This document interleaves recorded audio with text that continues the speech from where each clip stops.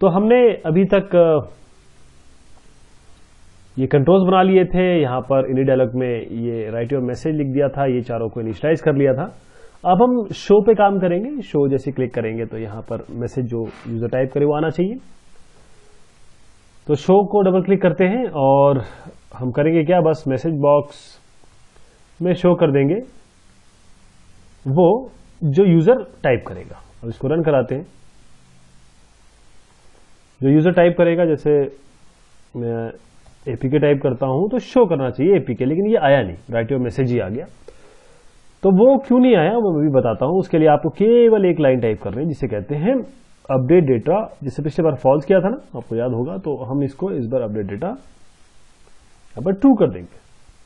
उसका कारण ये है कि जो ये क्या करता है कि जो मेंबर वेरिएबल है उसमें जो यूजर एंटर करेगा उसे अपडेट करता है, तो इसलिए हमको ये करना पड़ेगा। अब इसको रन कराते हैं, देखिए दोबारा, और हेलो करते हैं। अब शो करते हैं, देखिए हेलो दिखना चाहिए, तो ये हमारा काम हो गया।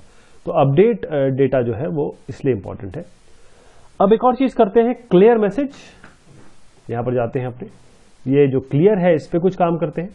डबल क्लिक करेंगे इस पे और इस पे जाके हम क्या लिखेंगे कि जो मैसेज है, जो हमने स्ट्रिंग बना रखी है, ये वाली कौन सी, ये mstr मैसेज जिसमें यूजर टाइप कर रहा है, बस इसको हम खाली कर देंगे।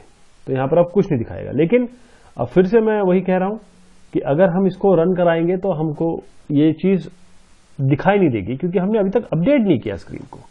ये भी करना होगा, तो हमको ये अपडेट डेटा फॉल्स करना पड़ेगा। अब रन कराएंगे इसे, यहां पर इसे क्लियर कर देंगे, देखिए क्लियर हो गया। तो ये वाला काम भी हो गया हमारा। अब हम डिसेबल करेंगे और हाइड करेंगे जो मैसेज कंट्रोल्स हैं उनको, यानी कि हम बात कर रहे हैं इनकी। तो इस पर डबल क्लिक करिए, यहां पर आपको एक फंक्शन मिलेगा। अब हम इसमें राइट करेंगे। यहां पर हम क्या करेंगे कि सबसे पहले तो अपना अपडेट डेटा ट्रू ये हमें देना पड़ेगा।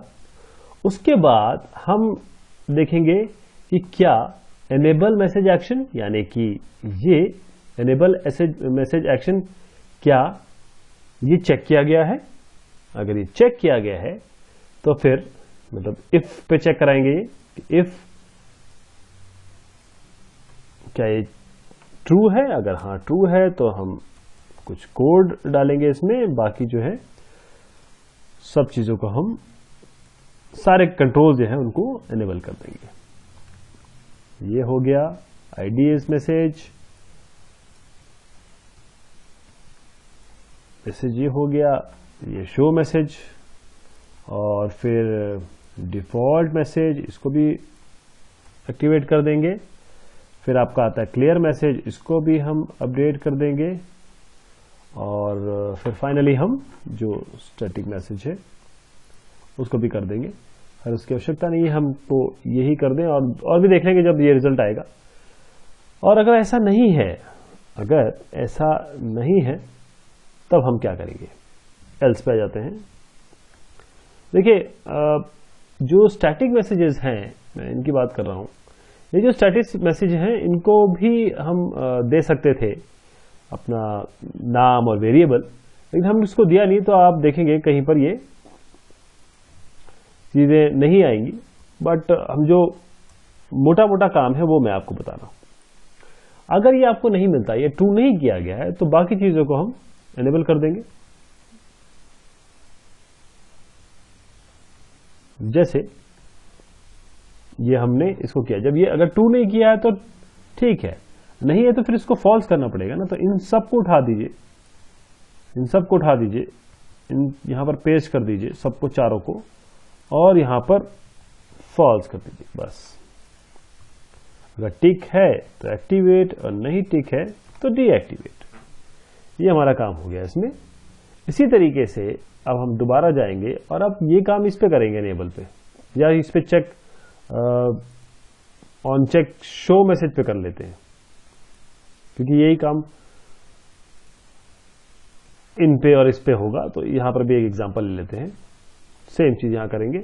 सबसे पहले हमें क्या करना पड़ेगा, अपडेट डेटा ट्रू, ये सारी चीज ले लेंगे, कॉपी यहां पर पेस्ट कर देंगे। इफ एल्स हमें करना है, बस यहां पर जो वेरिएबल होगा वो हमारे पास वेरिएबल ये वाला है, m_b शो msg, वो हम यूज करेंगे, ये वाला m_b शो मैसेज, और डबल इज इक्वल टू का साइन है देखेगा। और इसमें भी यही करेंगे, यहां पर इनको ट्रू कर दीजिए और यहां पर जो है आप फॉल्स कर दीजिए। तो यहां तक हमारा हो गया। अब इसे रन कराएंगे।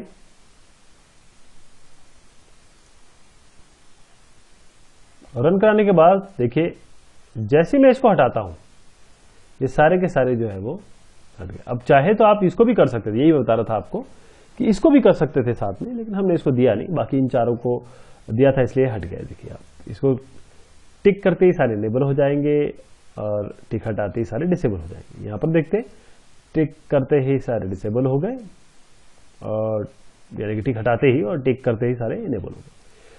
तो ये था आपका जो चेक बॉक्स है उस पर कंट्रोल। एक चीज हम और देख लेंगे यहां पर कि जब हम रन प्रोग्राम पे जाएंगे, क्योंकि हम दो चीज एक साथ कर रहे हैं, ये भी और ये भी। रन प्रोग्राम पे जाएंगे, डबल क्लिक कर लेते हैं। अभी हमने केवल उसमें नोटपैड डाला है तो नोटपैड को ही एक्टिवेट करा के दिखाएंगे आपको। तो यहां पे आएंगे और यहां पर जैसे कि आपको विदित है अपडेट डेटा ट्रू हमें करना आवश्यक है, तभी चीजें रिफ्लेक्ट होगी। और फिर हम एक स्ट्रिंग ले लेते हैं, कोई भी सी स्ट्रिंग बना लीजिए, जैसे आप स्ट्रिंग प्रोग्राम नेम, ये नोटपैड इसमें आ जाएगा। और फिर आप क्या करिए कि जो वेरिएबल कॉम्बो बॉक्स में से संबंधित है उसकी वैल्यू इसमें डाल दीजिए, मतलब ये इसमें ये वाली वैल्यू आएगी जो हमने ऑलरेडी बना रखा है। और एक और काम कर सकते हैं आप कि सबको अपर दे दीजिए, क्योंकि ये कहां से उठाएगा, ये आपके प्रोग्राम फाइल से EXE सिस्टम में जाके उठाएगा EXE फाइल को। तो आपको मेक अपर करना पड़ेगा, इसके लिए आप नोटपैड या पेंट या जो भी देंगे उसको ये अपर केस में चेंज कर देगा। फिर उसके बाद ये बोलेगा कि अगर आपके पास इफ यदि जो स्ट्रिंग प्रोग्राम नेम है ये नोटपैड है, अगर ये नोटपैड हुआ तो ये इसको एग्जीक्यूट करा दे, यानी कि उसको खोल दे। उसके लिए हम क्या करेंगे, बस एक हमारे पास देखिए दो चीजें कर सकते हैं इसमें, क्रिएट प्रोसेस कमांड भी चला सकते हैं और विन एक्सेक भी चला सकते हैं, एग्जीक्यूशन वाला, ये दोनों चीजें चला सकते हैं हम। तो ये आपके ऊपर है कि आप कौन सा यूज करना चाहें। विन एक्सेक जो है थोड़ा सा पुराना है, क्रिएट प्रोसेस नया है, हम यही से इसको ले लेते हैं, विन एक्सेक कर लेते हैं। और अब हम इसे रन कराएंगे, देखेंगे कोई एरर तो नहीं है। अब हम जैसे ही इसको रन करेंगे, पहले इसको नोटपैड सेलेक्ट करेंगे और रन करेंगे, तो यहां पर देखिए साहब ये नोटपैड ओपन हो गया। ये हमारा अपने प्रोग्राम से किसी प्रोग्राम को ओपन करना, अपने प्रोग्राम से मैसेज दिखाना, टिक बॉक्स, चेक बॉक्स, इसी तरीके से रेडियो बटन भी काम करते हैं। तो ये मोटे मोटे तौर पे हमने जितने भी कंट्रोल्स हैं उनको आज देखने की कोशिश की, उन पे हमने कुछ काम किया। और ये बेसिकली डायलॉग बेस्ड प्रोग्राम है आपके C++ का। बहुत शुक्रिया, बहुत मेहरबानी आपकी।